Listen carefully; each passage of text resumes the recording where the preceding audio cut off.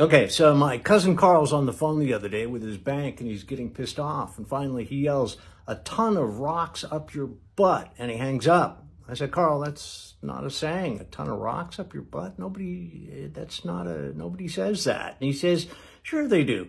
Ton of rocks up your butt," he says. "It comes from medieval times when a catapult is fired." I say, "How exactly would that work, Carl, with the catapult?" And he says, "Well, some medieval guy was standing in front of the catapult with his pants down." And then he goes on to explain how the catapult accidentally went off. So you'll understand, if I haven't mentioned this before, my cousin is an idiot. But what about the things that normal people say? Like, "Hey, that guy's piss poor. Where did that come from?" Trust Woody again, whether you like it or not, with another vital historical fact and a plug for my new novel, Son of a Bitch, which unfortunately in this instance, this copy was printed completely upside down, and there's no accounting for having to deal with these incompetent people.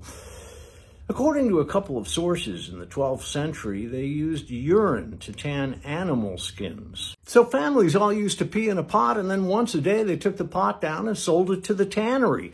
This, of course, started when they had their first pot of piss and took it downtown to sell door to door, but nobody seemed that excited about it until finally they ran across the tannery, that's bullshit. If you had to do this, though, to pay the rent, you were piss poor. And if you couldn't even afford to buy a pot, you didn't have a pot to piss in, the lowest of the low. Or how about this one? In the 1500s, people usually got married in June because they took their yearly bath in May. And by June, they might smell reasonably okay, not so stinky.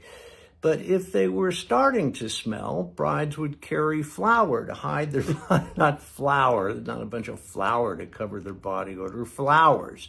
And that's why brides carry bouquets of flowers today. And baths. On those rare occasions when they did take baths, they'd fill up a big tub, and the man of the house usually got to go first. Then all the others would use it, including the children. Last of all, the babies. By then, the water was pretty dirty, practically opaque. And if Carl is listening, that means you couldn't see through it. So if you threw the leftover water out without checking for a baby, you might be throwing the baby out with the bath water, which I don't think ever really happened. So how about them apples? Comes from a guy who is proud of his apples. Don't question me on this. I gotta go.